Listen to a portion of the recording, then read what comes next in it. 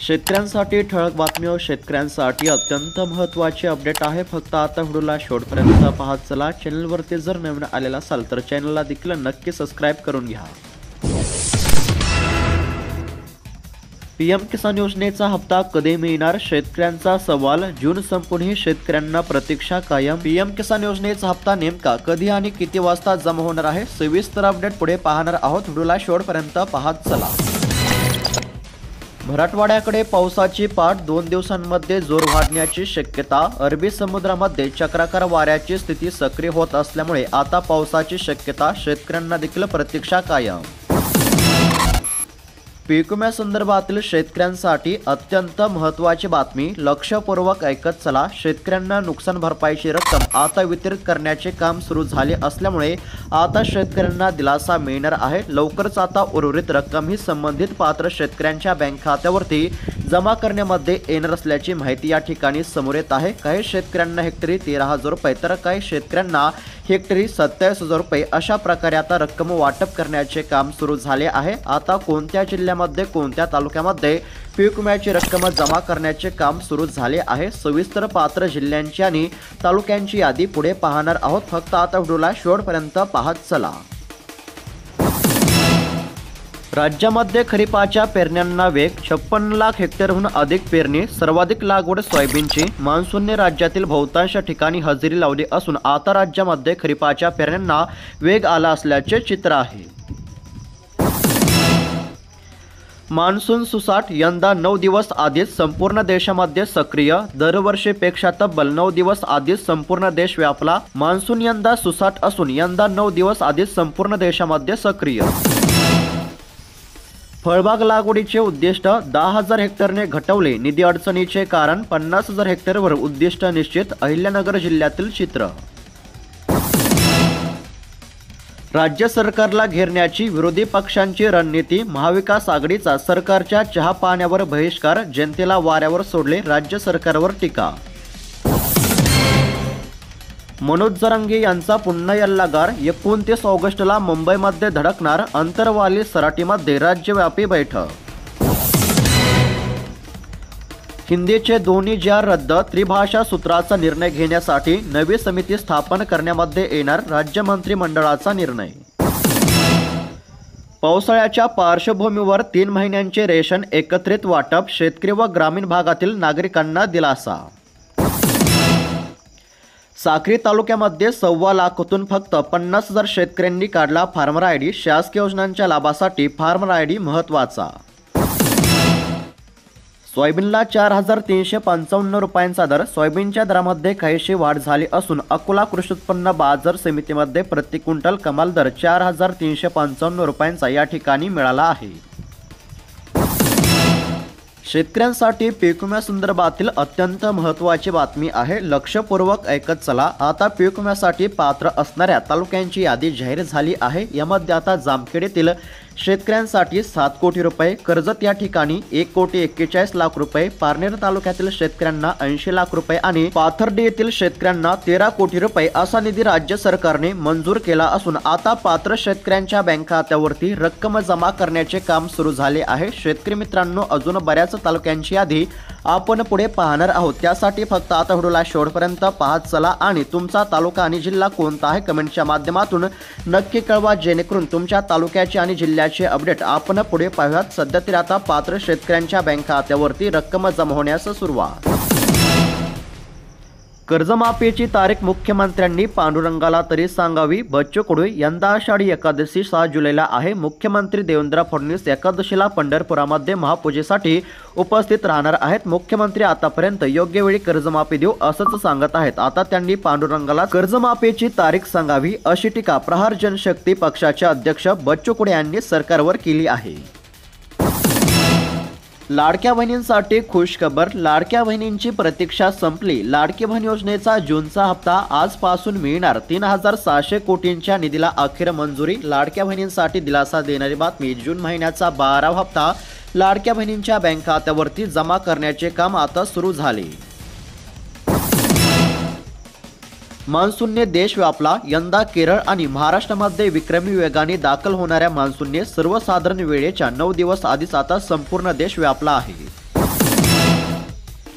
कोकण मध्य महाराष्ट्र पूर्व विदर्भामध्ये जोरदार पावसाची शक्यता. मराठवाड्यामध्ये देखील हलक्या पावसाची शक्यता पाहायला मिळत आहे. एकंदरीत जर पाहायला गेलं तर आता शेतकऱ्यांसाठी देखील महत्त्वाची बातमी आहे. कोकण मध्य महाराष्ट्रामध्ये जोरदार पाऊस तर मराठवाड्यामध्ये आता हलक्या सरींची शक्यता पाहायला मिळत आहे.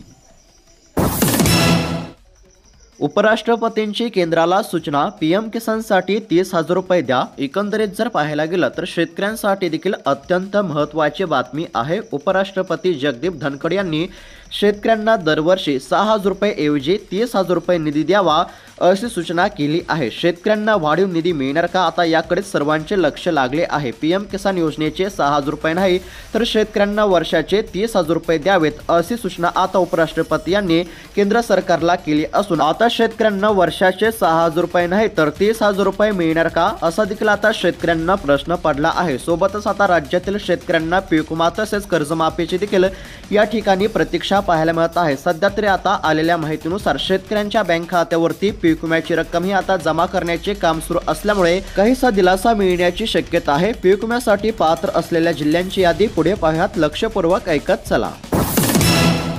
जुलै महिन्यामध्ये राज्यामध्ये सर्वदूर पावसाचा अंदाज. शेतकऱ्यांना मिळणार आता दिलासा. हवामान विभागानुसार जुलै 2025 मध्ये महाराष्ट्रासह देशभरामध्ये दीर्घकालीन सरासरीच्या 106% पाऊस पडण्याची शक्यता वर्तवण्यामध्ये येत आहे. कोकण मध्य महाराष्ट्र, घाटमाटा, मराठवाडा आणि विदर्भामध्ये चांगला पाऊस पडण्याची शक्यता. राज्य सरकारकडून हेजिंग डेस्क स्थापनेची घोषणा. शेतकऱ्यांना मिळणार आता दिलासा. राज्य सरकारची महत्त्वाची घोषणा आहे. आता हेजिंग डेस्क स्थापनेची घोषणा करण्यामध्ये येणार असल्यामुळे शेतकऱ्यांना दिलासा. बोगस बियाणे विक्रेत्यांसोबत कृषी अधिकाऱ्यांवर गुन्हे दाखल करा. शेतकऱ्यांवर बोगस बियाणांमुळे दुबार पेरणीची वेळ आल्यास ते बियाणे विकणाऱ्या विक्रेत्यांविरुद्ध कठोर गुन्हे दाखल करण्यामध्ये यावेत असे निर्देश. शेतकऱ्यांसाठी अत्यंत महत्त्वाची दिलासा देणारी बातमी समोर येत आहे. राज्यातील शेतकऱ्यांच्या बँक खात्यावरती नमो शेतकरी योजनेचे 2,000 रुपये आणि पीएम किसान योजनेचे देखील 2,000 रुपये असे एकत्रितरित्या आता 4,000 रुपयांची रक्कम जमा करण्यामध्ये येणार आहे. आलेल्या माहितीनुसार आता शेतकऱ्यांच्या बँक खात्यावरती रक्कम लवकरच जमा होण्याची शक्यता असल्यामुळे शेतकऱ्यांना आता KYC करण्याचे आवाहन करण्यामध्ये येत आहे. शेतकऱ्यांनो फार्मर ID नसेल तर पीक विमा पीएम किसान योजनेचे पैसे मिळणार नसल्यामुळे शेतकऱ्यांना आता वारंवार फार्मर ID काढण्याचे आवाहन केले जात आहे जेणेकरून शासकीय योजनांचा लाभ मिळेल. राज्य सरकारने शेतकऱ्यांना फार्मर ID अनिवार्य केले असल्यामुळे आता शासकीय योजनांच्या लाभासाठी शेतकऱ्यांना वारंवार फार्मर ID काढण्याचे आवाहन केले जात आहे. पीक विम्यासंदर्भातील शेतकऱ्यांसाठी अत्यंत महत्त्वाची बातमी आहे. शेतकरी मित्रांनो, आता पीक विम्यासाठी पात्र असलेल्या तालुक्यांची यादी या ठिकाणी जाहीर झाली आहे. यामध्ये आता श्रीगोंदा येथील शेतकऱ्यांना 6 कोटी रुपये, अकोले या ठिकाणी शेतकऱ्यांना 77 लाख रुपये, कोपरगाव तालुक्यातील शेतकऱ्यांना 10 कोटी रुपये, अहिल्यानगर या ठिकाणी म्हणजेच की अहिल्यानगर तालुक्यातील शेतकऱ्यांना 4 कोटी रुपये अशा प्रकारे आता पात्र शेतकऱ्यांच्या बँक खात्यावरती रक्कम जमा करण्याचे काम सुरू झाले आहे. शेतकरी मित्रांनो, अजून बऱ्याच तालुक्यांची यादी आपण पुढे पाहणार आहोत. त्यामध्ये तुमच्या देखील तालुक्याचा समावेश असू शकतो. फक्त आता व्हिडिओला शेवटपर्यंत पाहत चला आणि तुमचा तालुका आणि जिल्हा कोणता आहे कमेंटच्या माध्यमातून आम्हाला नक्की कळवा जेणेकरून अपडेट आपण पुढे पाहूया. शेतकऱ्यांना धान्यापेक्षा भाज्या मिळून देत आहेत जास्त पैसा, कमी कालावधीमध्ये मिळते अधिक उत्पन्न. शेतकऱ्यांच्या भाजीपाल्याच्या शेतीकडे वाढला कल. शेतकऱ्यांसाठी महत्त्वाची बातमी. मागील महिनाभरापासून भाजीपाल्यांचे दर वधारत आहेत. ऐन खरीपाच्या तोंडावर भाजीपाल्याची कमतरता भासत असल्यामुळे आता भाजीपाल्यांच्या दरामध्ये सध्या चांगलीच सुधारणा पाहायला मिळत आहे. यामुळे आता शेतकऱ्यांचा देखील भाजीपाल्याच्या शेतीकडे वाढला कल. पीक विम्यासाठी आता 31 जुलैची डेडलाईन. यंदा शेतकऱ्यांना हिस्सा भरावा लागणार. असमतोल पाऊस, बदलत्या वातावरणामुळे पीक विमा आवश्यक. शेतकऱ्यांसाठी महत्त्वाची बातमी आहे. आता शेतकऱ्यांना 31 जुलैपर्यंत पीक विमा योजनेमध्ये सहभाग घेता येणार असल्याची माहिती समोर येत आहे.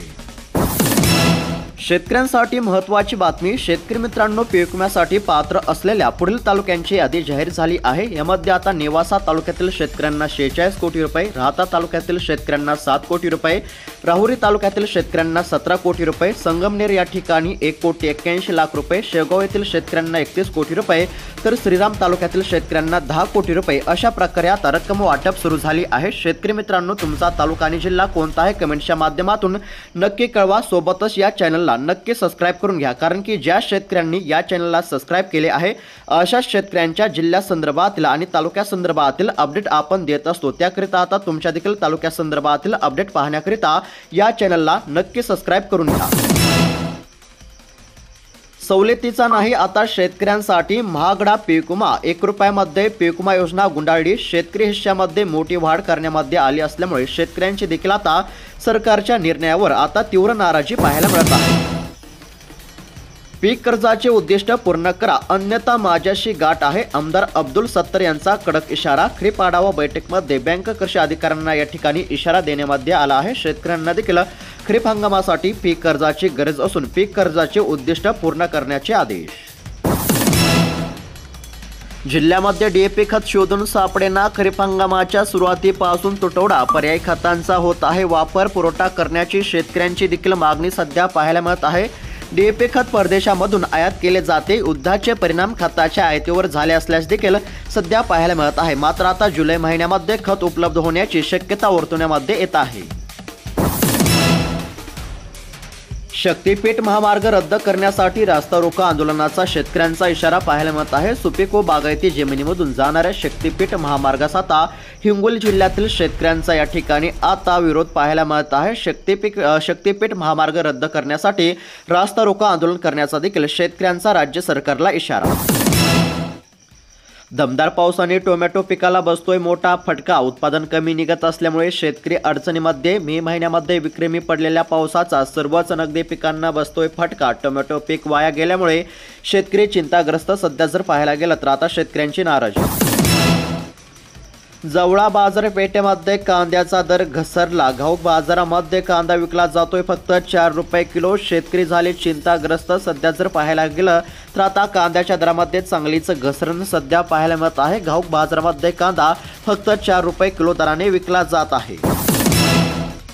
तर शेतकरी मित्रांनो, आपण उद्याच्या व्हिडिओमध्ये तुमच्या जिल्ह्याची अपडेट म्हणजेच की तुमच्या जिल्ह्याची पीक विमा संदर्भातील अपडेट पाहणार आहोत। त्यासाठी आत्ताच खाली दिलेल्या पांढऱ्या कलरच्या सबस्क्राइब बटनला क्लिक करून या चॅनलला नक्की सबस्क्राइब करा, जेणेकरून तुमच्या जिल्ह्याची अपडेट तुम्हाला उद्याच्या व्हिडिओमध्ये पाहायला मिळणार आहे। अशाच महत्त्वपूर्ण ठळक बातम्यांसाठी चॅनलला नक्की सबस्क्राइब करून घ्या। सोबत तुमचा तालुका आणि जिल्हा देखील कमेंटच्या माध्यमातून नक्की कळवा। धन्यवाद।